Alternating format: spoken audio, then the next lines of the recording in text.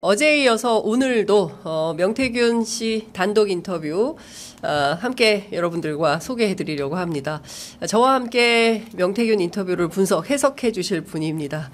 네, 뉴스토마토 박형광 기자, 어제에 이어서 오늘도 나오셨습니다. 아유, 고맙습니다. 네, 안녕하십니까. 네. 박형광입니다. 네. 어제에 이어서 오늘도 재밌는 얘기가 많다고 해서 나왔습니다. 네, 박형광 기자님 감사합니다. 그랜드님이 저보다 수트 박형광.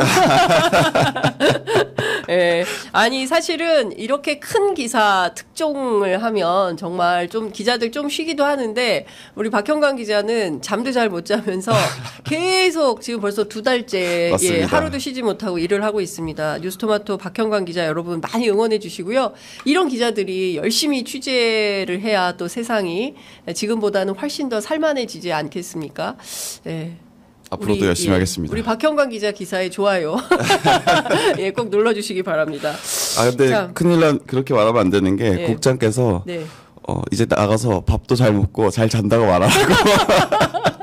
다음에 저희가 김기성 국장님도 한번 모셔서 네. 말씀을 좀 들어야 될 것 같아요. 꼭 모셔주십시오. 예, 네. 국장님도 모시겠습니다. 예, 출연 예약 부탁드립니다. 자, 어제 저희가 상당히 뜨거웠는데요. 오늘도 또 상당합니다. 제가 이거를 얼마나 더 해야 될지 모르겠습니다. 너무 분량이 많고, 그리고 아마도 이번 주에 저희가 한 번 더 내려가서 인터뷰를 하게 될 텐데, 근데 궁금한 게. 대하드라마입니다. 대하드라마. 궁금한 게 이렇게 인터뷰를 풀어도 또 인터뷰를 해주신다고 하나요? 네네. 예, 만날 수 있다. 예. 왜 그런지 알겠네요. 네. 갑자기 알았어요, 그 이유를. 갑자기? 예. 예, 그거는 이제 방송 끝난 다음에 네. 얘기해 주시고요. 예, 우리 댓글창에 우리 박형광 기자님, 건강 걱정하신다. 얼굴이 많이 부으셨다.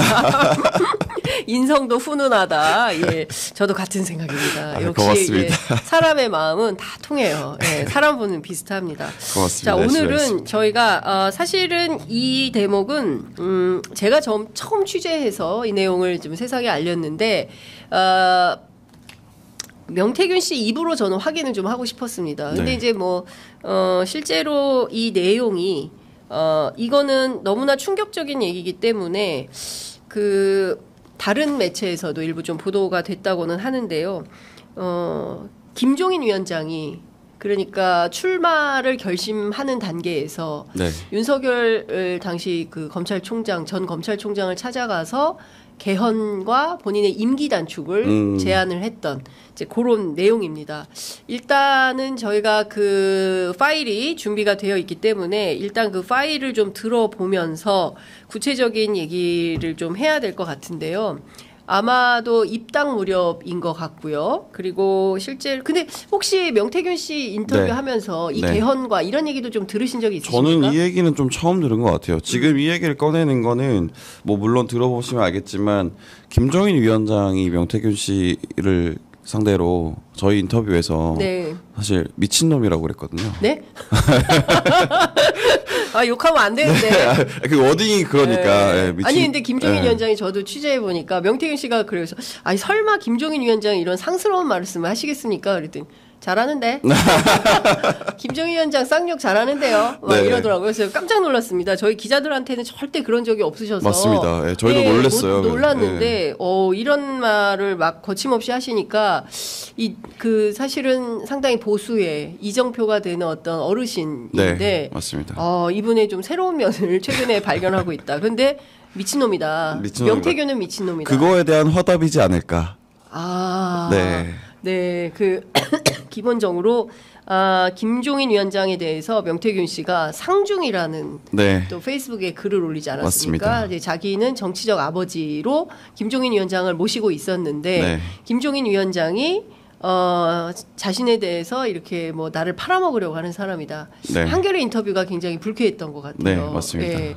그리고 뉴스토마토에도 미친놈이다. 이건 뭐예요? 그러니까 자기는 이 사람 잘 모른다 이런 거예요? 아니면 그렇죠. 본인 같은 맥락에서 얘기하는 겁니다. 그러니까 본인의 이름을 팔아먹는 사람이다. 미친놈이다. 요렇게 그 맥락에서 나온 얘기입니다. 네, 그렇군요. 그러니까 핵심은 김종인 위원장에 대한 어떤 서운함 이런 것도 있고 과거에 함께 여러 가지, 그러니까 이런 얘기를 합니다. 저희가 나중에 소개를 해드리겠지만, 김종인 위원장이 우리 집 모니콜이었다는 거예요. 네. 김종인 위원장이 새벽 3시에 일어난대요.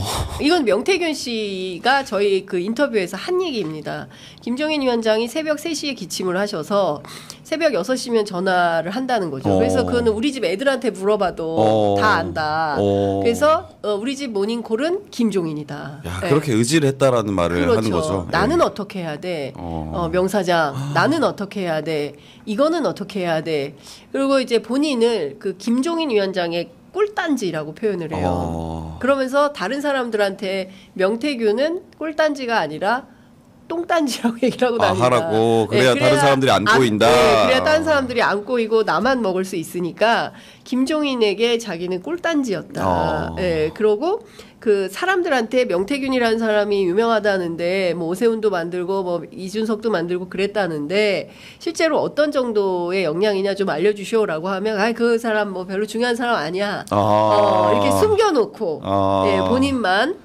야, 근데 이건 너무 충격적인 게 김종인 위원장이라고 하면 여야를 넘나들고 진보 보수를 넘나들어서 많은 사람들이 자문을 구하러 가는 사람이잖아요. 그렇습니다. 그 자문을 구하러 가는 사람이 자문을 구했던 게 명태균이다. 그러니까요. 그거는 좀 충격적이긴 하네요. 네, 그러니까 사실은 김종인 매직으로 세상에 알려졌던 수많은 그 정치 행위들이 사실은 명태균과 함께한 작품들이었다라고 이야기를 합니다. 특히 이제 지난 대선 과정에서 윤석열 후보 배우 얘기하잖아요. 그 배우 윤석열. 연기나 잘해라. 그렇죠.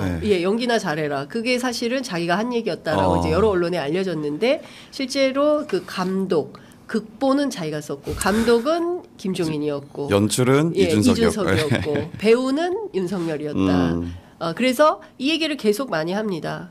그리고 그 윤이라는 그러니까 그 캐릭터와 윤석열 당시 검찰총장이 어떤 사람이라는 것 그리고 이분이 정치에 나오는 과정 여기에서 본인이 어떤 역할을 했는지에 대해서 소상히 얘기를 하고 있습니다.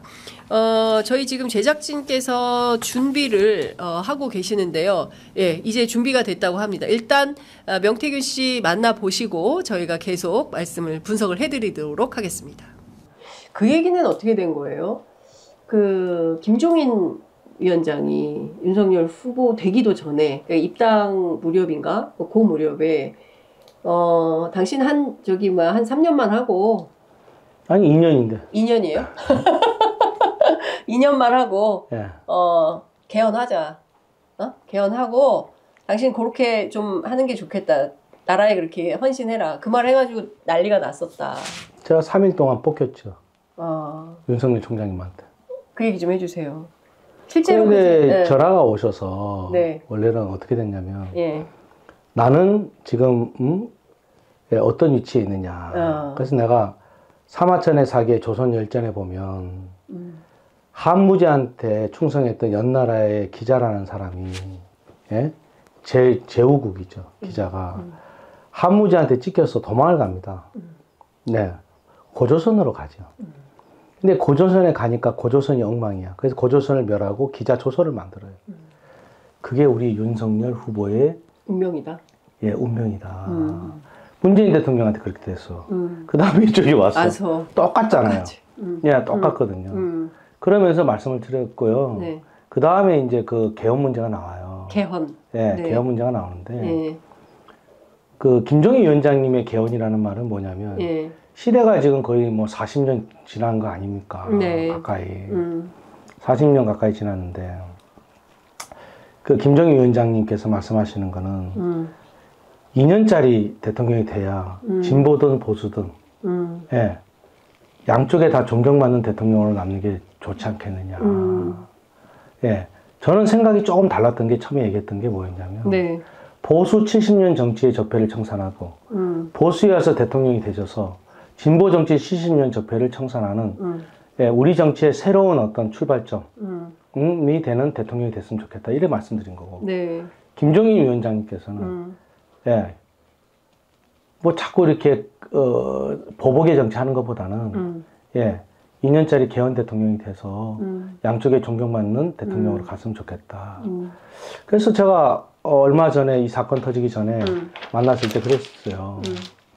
수술하고 이제 한참 만에 올라갔는데 목발 짚고 하신 말씀, 아이고, 위원장님 정말 대단하십니다. 지금 생각해보면. 이런 그 여사의 가정 문제라든지, 도이치모터스라든지 여러 가지 문제들이 지금 터져 있는데, 아마 그때 2년짜리 개헌 대통령이 됐으면은 윤석열 대통령을 누구도 공격하기가 어려웠을 겁니다. 예. 그리고 가정 문제 이런 부분들도 그냥 넘어갈 가능성이 높았겠죠. 사마천의 사기를 이야기합니다. 예, 그리고 뭐 고조선 얘기도 막 하고 막 그렇습니다. 그리고 이제 핵심은 뭐냐면 당시에 김종인 위원장은 일종의 이제 징검다리 역할을 윤석열 후보에게 생각을 했던 것 같다. 그러니까 지금 대한민국이 박근혜 탄핵 이후에 문재인 대통령하고 5년 단임제로 계속 돌아가다 보니까 네. 정치의 안정성이 없고 이 편이 했다 저 편을 하면 상대방에 대해서 일종의 보복 네. 이런 전이 계속 있기 때문에 정치 발전이 더뎌서 당신 2년만 하고 그리고 개헌하고 네. 그리고 4년 중임제로 가자라는 제안을 했는데 이 얘기 했다가 달달 볶였다. 윤석열 후보에게. 제가 나중에 또 이 인터뷰에서 물어봅니다. 당시에 이제 윤 후보 같은 경우는 그러면 왜 그렇게 화를 냈었겠느냐. 그랬더니 어린아이의 비유를 얘기를 해요. 네, 어린아이의 비유를 하는데. 5살짜리. 예, 그 얘기는 저희가 네. 좀 이따 들어보도록 하고요. 중요한 포인트는 김종인 위원장의 마음이 좀 급했던 것 같다. 예, 급했던 것 같고, 실제로 그러나 전혀, 반영은 안 됐던 것 같다라는 그 정리가 가능할 근데 어떻게 보세요? 그러니까 김종인 위원장이 어쨌든 우리나라 정치를 위해서 이렇게 이런 조언을 했다라고 하는데, 저는 사실 정치인의 어떤 선의를 믿지는 않거든요. 네. 그러니까 어떤 본인의 이익에 관련된 어떤 의도가 있었을 거다라고 보는데, 어떻게 좀 보셨어요? 저는 김종인 위원장의 경우에는 어쨌든 대한민국의 킹메이커. 네. 로 알려져 있지 않습니까? 네. 그리고 이제 명태균 씨하고 상당히 호흡이 잘 맞았던 것 같습니다. 그러니까 함성득 교수가 뉴스토마토 인터뷰에서 말한 것처럼 명태균 씨가 데이터를 주면 그걸로 판을 짜는 사람이 김종인이다. 이제 네. 이렇게 얘기를 했는데 네. 실제로 과거에 명태균 씨가 김종인 위원장하고 했던 일을 쭉 종합을 해보면 진짜 판을 짜는 사람은 명태균이었던 거 아닌가라는 생각을 하게 되고 맞습니다. 김종인 위원장이 거기에 묻어간 케이스가 아닌가. 물론 이렇게 얘기하면은 김종인 위원장이 굉장히 불쾌할 수는 있겠지만 어쨌든 정치를 오래 했던 어떤 그런 감각 이런 것과 명태균 씨의 이런 데이터 뭐 그게 경우에 따라서는 조작이든 뭐 이런 것들을 포함해서 네. 뭔가 정치에 계속 끊임없는 세판짜기를 통해서 이제 본인의 어떤 주가를 올리는 네. 이런 거를 염두에 뒀던 것은 아닌가라는 생각을 좀 합니다. 그리고 명태균 씨가 저희 인터뷰 과정에서 윤핵관 문제를 지속적으로 얘기를 해요. 네. 이 대목은 이준석 대표의 주장과도 맞물려 있습니다. 예, 왜냐하면 이준석 대표도 끊임없이 윤핵관들의 문제를 캠프 때 그러니까 대선 과정에서도 어떻게 보면 지금 생각해 보면은 원팀의 목소리였네요. 네, 원팀이었죠. 예, 원팀이었습니다. 제가 지금 이걸 보면 김종인 사단 대 윤핵관의 갈등 이것이 폭발한 거다. 그리고 윤핵관이라는 단어 자체를 만든 게 네. 이준석 대표였죠. 그렇습니다. 예. 이제 이준석 대표가 실제로 만든 단어였고 그리고 윤핵관에 대해서 명태균 씨도 상당히 아주 공격적으로 비판을 합니다. 네. 특히 이제 실명이 나오는데요. 정진석 비서실장이 사실상 상황이다.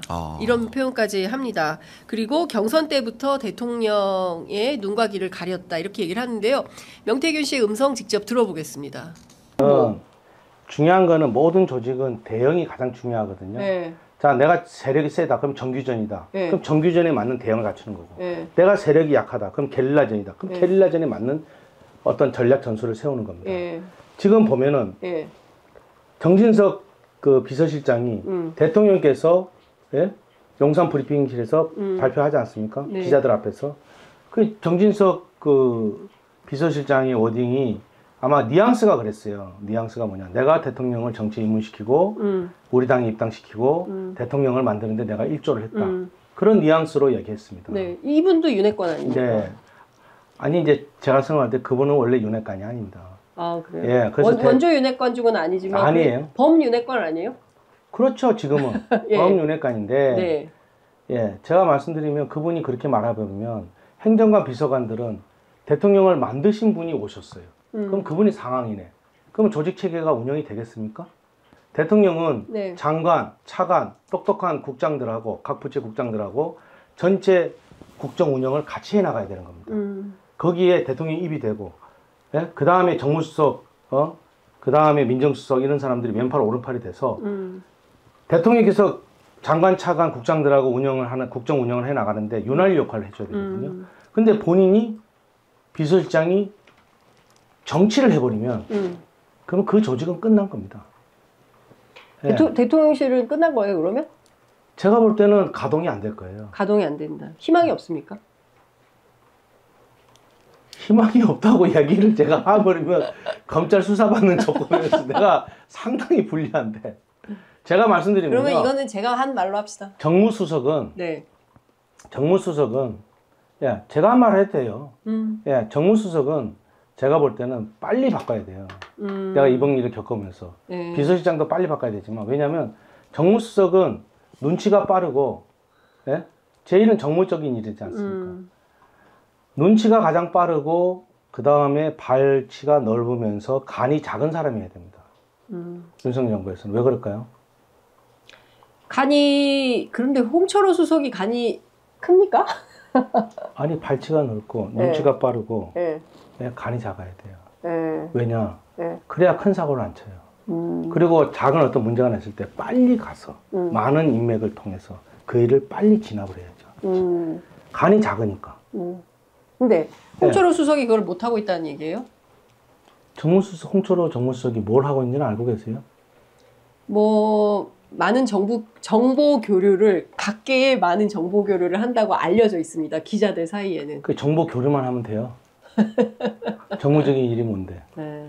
그러니까 대통령실에서 제가 뭐 이런 얘기하면 건방질지도 모르겠지만 자기가 맡은 주어진 임무를 예, 원활히 한다면 대통령께서 국정 운영을 잘 하지 않으시겠어요?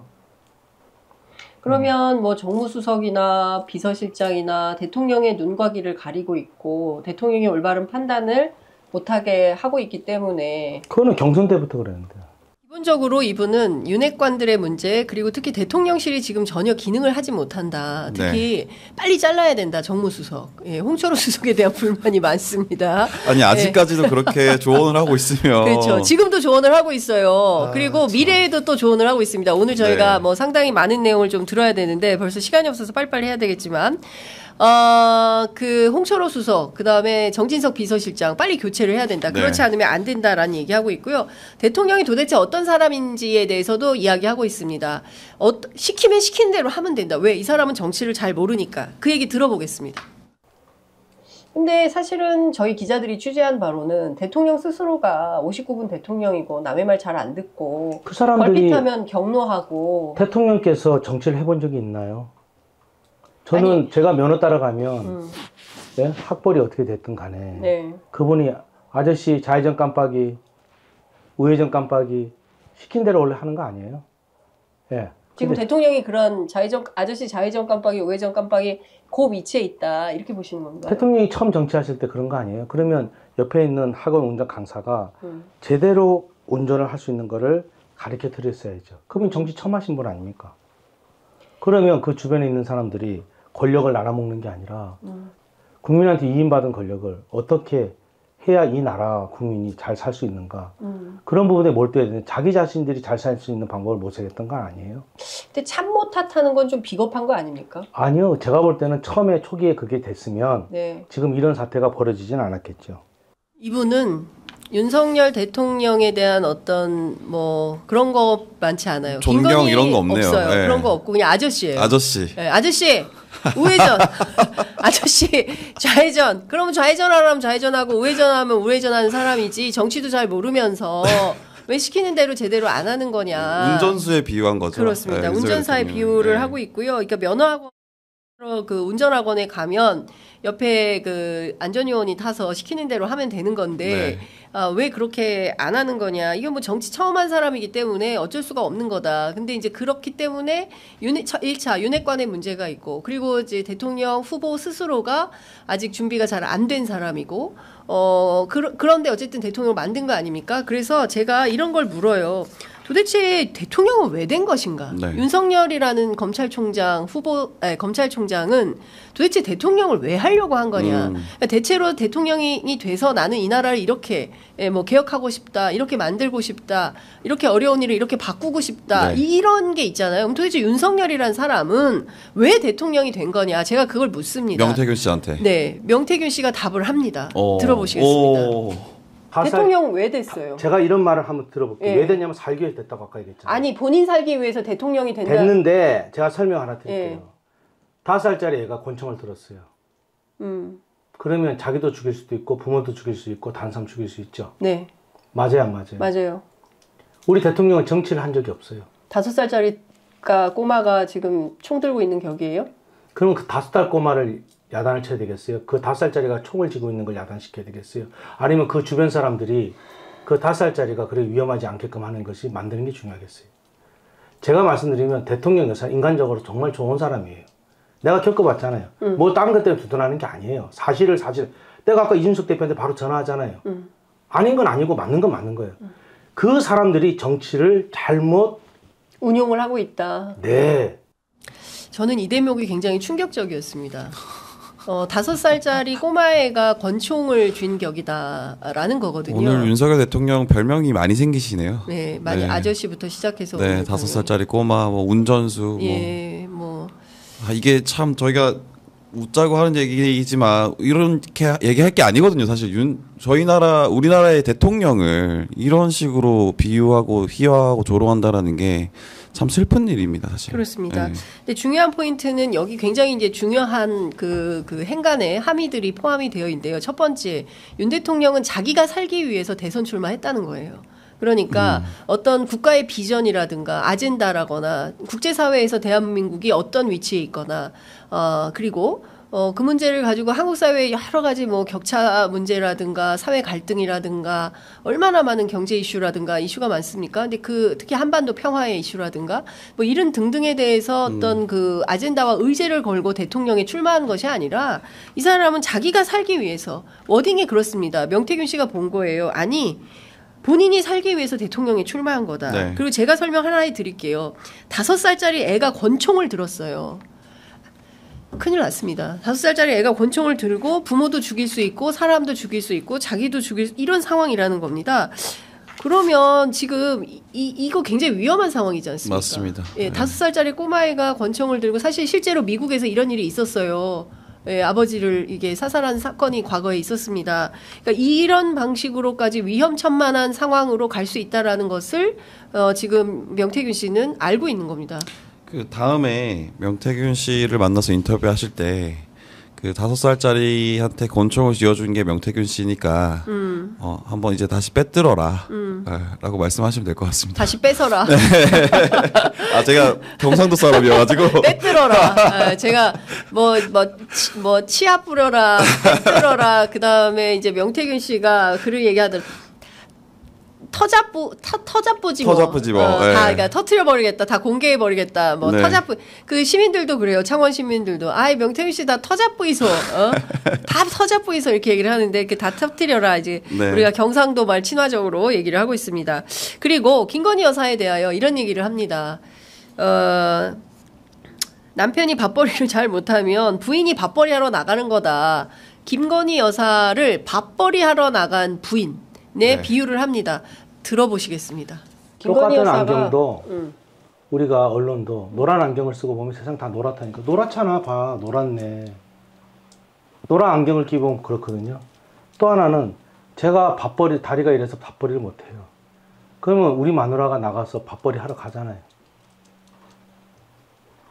대통령께서 그럼 대통령이 밥벌이를 못해서 그럼 김건희 여사 지금 밥벌이 하러 나선 겁니까?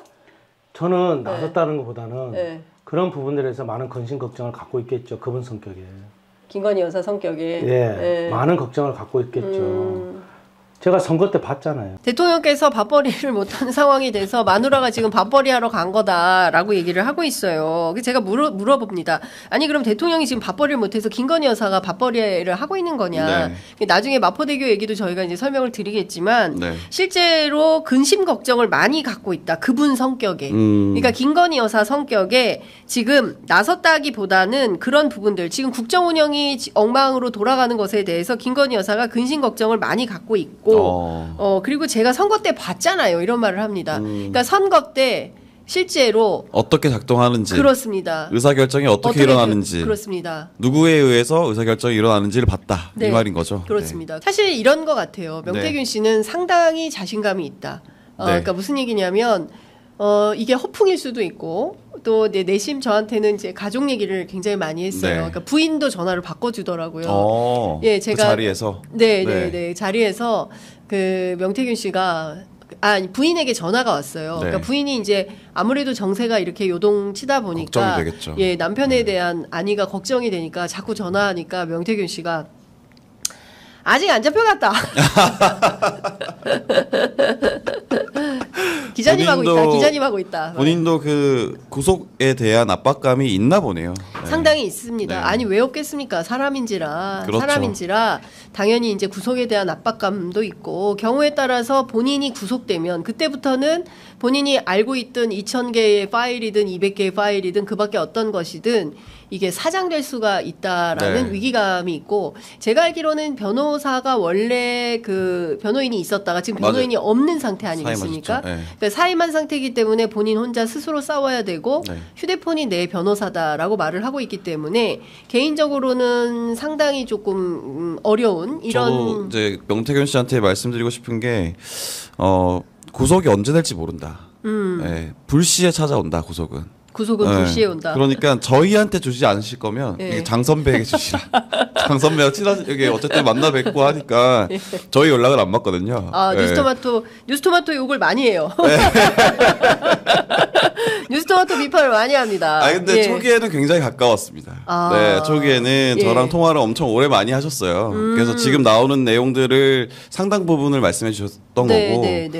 그리고 이제 저희가 보도한 뒤로부터는 이제 연락을 드리면 스토킹 처벌법으로 고소하겠다. 스토킹, 스토킹 범죄. 한동훈 대표 때문에 연락하지 마라, 연락하지 마라 그렇게 해서. 그러니까 어쨌든 혹시 모르니까 빠르게 장 선배에게 넘겨놓으시면. 근데 본인도 이번 주 정도에는 검찰의 소환 조사가 있을 것 같다. 왜냐하면 첫 번째 강혜경 씨 조사 받았고 두 번째 김태열 씨 조사 받았기 때문에 3번은 본인일 가능성이 높다라고 예감을 하고 있는 것 같습니다. 그래서 아마도 이번 주에 검찰 소환 부르지 않겠냐라고 하고 검찰 소환이 있고 난 다음에 그 다음 되면 더 센 뉴스가 나올 텐데 왜 벌써 왔냐 이렇게 얘기를 했습니다. 이 구속 임박설에 대한 본인의 심경 한번 들어보겠습니다. 심경 간단하죠. 뭐 가짜 뉴스에서 뉴스토마토가 근거 없이 내용도 모르면서 전원과 그런 어떤 풍문을 듣고 사건을 자꾸 키워가는데 그래서 내가 경찰청에다가 고소를 했어요. 경찰서는 당연히 용산에다가 보고하는 데 아니에요? 그렇지 않습니까? 네. 그래서 빨리 좀 정리하라. 이게 가짜뉴스다. 여사와 관련돼서 이렇다. 그럼 국민들한테 혼란을 일으킬 것 같다. 여태까지 가만히 있다가 대통령께서 순방 중에 대통령실에서 오다 내린 거 같이 뭐 똑같잖아요. 그래서 보수 언론들하고 거기에 있는 김재원 씨를 필두로 해서 저를 전과 기록을 어떻게 알아요? 문제기생이 있던 그 전과 기록을.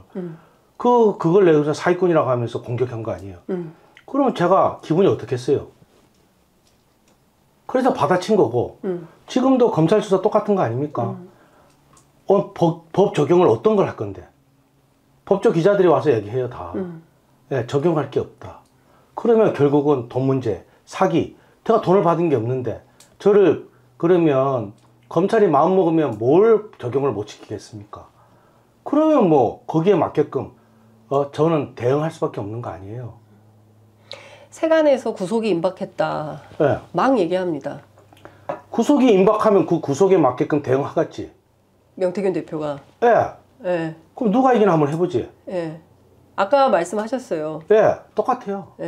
아까 경상도 말을 제가 못 들었어. 뭐라 그랬더라? 아니 누가 빨리 내려오는지 한번 보면 되지 뭐. 누가 빨리 내려오나. 예. 예. 대통령이 빨리 내려오나 명태균이 빨리 내려오나 이거. 아니 그렇게 표현하기는 좀 그렇고. 예. 아 누가 빨리 내려오나 내기하면 되지 뭐. 저희가 지금 보면 이런 겁니다. 그러니까 본인에 대해서 누가 한번 이기나 해보자. 의미심장하네요. 예, 의미심장합니다. 누가 빨리 내려오나, 대통령이 빨리 내려오나, 명태균이 빨리 내려오나, 누가 빨리 내려오나 내기하면 되지 뭐. 야, 예. 이런 얘기를 하다니 참. 이런 얘기 대한민국에서 할 수 있는 사람 별로 없습니다. 저희들은 경찰 조사만 받아도 상당히 좁니다. 예. 아니 이런 얘기를 할 수 있는 사람은 없죠. 네. 이런 얘기를 하면은 그리고 대통령실이 이런 얘기를 하고 있는 사람을 가만두는 경우도 없죠. 네. 이건 정말 이례적이다. 네, 그러니까요. 지금 보면 누가 빨리 내려오는지 한번 보지 뭐. 이 사람은 이제 다 얘기를 하고 있는 거예요. 결국 본인에 대해서는 사규죄밖에 없기 때문에 본인을 얽어매면 자기는 돈 받은 게 없다. 계속 강조합니다. 그리고 돈 받은 거 있죠. 없다고 얘기해요. 저희가 보도도 했죠. 그렇습니다. 예, 뉴스토마토에서 보도한 바에 따르면 세비 반띵도 하셨고 그렇습니다. 일단. 세비 반띵도 했고 그리고 또 다른 지방선거 보도 보면은 그 지방선거 출마자 분들, 군수 출마자 그리고 시의원 출마자 예비 후보들이죠. 예비 후보들 이런 사람들한테 받았다라는 의령군수 뭐 등등 얘기가 또 나오기도 했습니다. 맞습니다. 자, 그러니까 본인은 이제 정권에 대해서 내가 그동안 한 일이 있기 때문에 나를 건드리면 대통령이 먼저 내려오나 자신이 먼저 내려오나 누가 빨리 내려오나 내기합시다. 이제 이런 것이고요. 그 다음에 검찰에 대한 얘기를 합니다. 네. 예, 그 명태균 씨가 검찰에 대해서도 얘기를 합니다. 검찰이 움직여? 그건 대통령 뜻이야. 네, 검찰을 움직여서 나를 구속하거나 뭐 소환 조사를 하거나 이렇게 되면 이것은 대통령의 의중이고 그렇게 되면 나를 건드리면 10배 이상으로 갚아주겠다. 이야기합니다. 자, 들어보시겠습니다. 저를 구속시키겠다. 그러면 저는 아까도 얘기했지만 부끄러운 아버지보다는 차라리 저 사람이 희생했구나. 희생한 아버지를 낳고 싶어요. 예. 그래서 저는 용서 안 합니다. 그걸. 사람을 건들지 말아야죠. 누가 그 대선에서 그렇게 공을 세우고 일을 하고 그 수많은 일들을 해결해 준 거 아닙니까? 대선 얘기는 하지도 않았어요. 국정 운영하고 계시기 때문에. 그래서 저는 그 부분에 대해서 대통령 여사의 의지라고 생각도 안 합니다. 그 대통령실에서 정무적인 판단이 미스가 있어서 벌어진 일이라고 생각하거든요. 근데 검찰이 움직이는 것은 그거는 대통령 의중이겠죠. 민정수석이 하는 일이 뭡니까? 예, 그거는 저를 건들면 제가 10배 이상으로 갚아줘야 되는 거 아니에요? 10배 이상으로 갚아주겠다. 대선 얘기는 하지도 않았다. 맞습니다. 말씀하셨어요. 네. 대선 가운데 하실 얘기가 굉장히 많이 있으신 거 아닙니까, 지금? 참고 있는 거잖아요. 예. 그리고 앞전에 진보 쪽에 있는 친구들이 얘기할 때 내가 대선 얘기 하던가요? 예. 그러면 거기에 맞춰. 근데 자기들은 사기꾼이라며. 여론 조작을 했다며. 예? 그러면 제가 참아야 될 이유가 있습니까? 그러니까요. 이 다 터잡 뿌리는 시점은 그러면 언제로 생각하신 겁니까? 그거는 그 사람들이 하는, 저는 폭로자도 아니고. 나는 내 가정을 40이 넘어서, 제가 그랬잖아요. 저는 부모님이 없어서 가정이 없었어요. 고아로 컸습니다. 그러면 제가 40이 넘어서 꾸린 가정을 그 딸 자식들을 저와 똑같은 길을 걷게끔 할 수 있겠습니까? 저는 그건 용서 못합니다. 네. 예, 그래서 건들지 말라는 겁니다. 못 알아듣길래 제가 여러 방송에 나와서 하지 마라, 건들지 마라, 정진석이 니 나 아나, 예? 그렇게 과감하게 얘기했던 건 그 일 때문에 그렇습니다. 예, 그래서 저는 그 부분에 대해서는 두려움도 없고 사람들이 뭐 힘들 거다, 마음고생이 많다, 없어요. 아니 여사가 선생님이라며요, 대통령 박사라며요. 근데 내가 그 밑에 일하는 사람들 때문에 내가 왜 쫄고 왜 걱정을 합니까? 거기에 맞춰서 행동하면 되지. 명태균 씨는 조실부모하고 실제로 할아버지하고 작은아버지가 이제 본인을 키워주셨다는 맞습니다. 거예요. 저도 알기로는 삼촌 밑에서 컸다. 예, 그 삼촌이 작은아버지죠. 예, 그 창녕에 아주 유명한 수의사였고 창녕에서 본인이 송아지를 많이 받았다고 해요. 그래서 지역에서 알려지기로는 창녕 농고 출신이다. 그런데 같이 다녔던 사람들이 누구 있는지를 좀 수소문을 해봤는데 확인은 잘 안 된다까지 제가 취재를 했습니다. 네. 그러니까 중요한 포인트는 저희 창녕에서 만났어요. 이게 제가 사실은 하나 말씀드리면 예. 이준석 의원이랑 이제 인터뷰를 할 때 이준석 의원이 본인한테 온 문자를 보내주면서 지금 명태균이 창녕에 있다는 걸 보여줬었거든요. 네. 그러니까 명태균 씨와 같이 다니는 누군가가 명태균 씨의 축 처진 어깨 뒷모습을 찍어서 이준석 의원한테 보낸 우리 형님 이렇게 힘듭니다. 뭐 이런 식으로. 예, 그렇군요. 그래서 창녕이 인상이 있네요. 예. 네. 그 창녕 좋더군요. 예, 창녕. 예, 창녕. 그러니까 뭐 쭉 다녔는데요. 마산 뭐 이렇게 다녔는데, 그러니까 중요한 포인트는 권력을 향해서 나를 건드리면 10배 이상으로 갚아줄 자세가 되어 있고 누가 먼저 끌어내려오는지 한번 봅시다라는 것이고 두려움도 없어요. 그러나 다만 이분이 가장 걱정하고 우려하는 것은 식구들이에요. 가족들. 아직 네. 아이들이 어려요. 5살짜리 꼬맹이도 있고 아직 청소년기 딸만 셋이더라고요. 그래서 부인, 그러니까 식구들에 대한 그 신변 안전에 대한 걱정이 있어서 오히려 아버지의 마음으로 더 강하게 우리 식구들 나에 대해서 건드리면 나 가만히 안 있을 거야.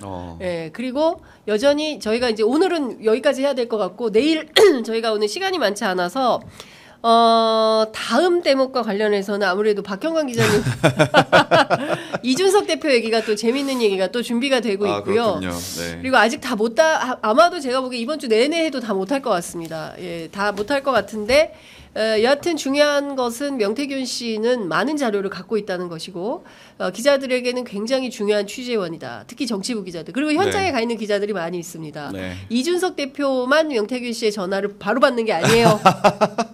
제가 현장에 가보니까 우리 현장 기자님들이 명태균 씨의 전화가 벨이 2번 이상 안 울립니다. 바로 예 대표님. 저도 받을 준비가 돼 있습니다. 연락 주십시오. 네, 모든 기자들이 명태균 대표의 전화를 받을 준비가 되어 있다라는 말씀을 좀 드리면서 오늘은 여기까지 저희가 하고요. 내일은 저희가 아마도 이준석 대표와 관련된 명태균 씨의 여러 이야기들 그리고 특히 김종인 이렇게 말씀드렸잖아요. 김종인 사단으로 우리는 원팀.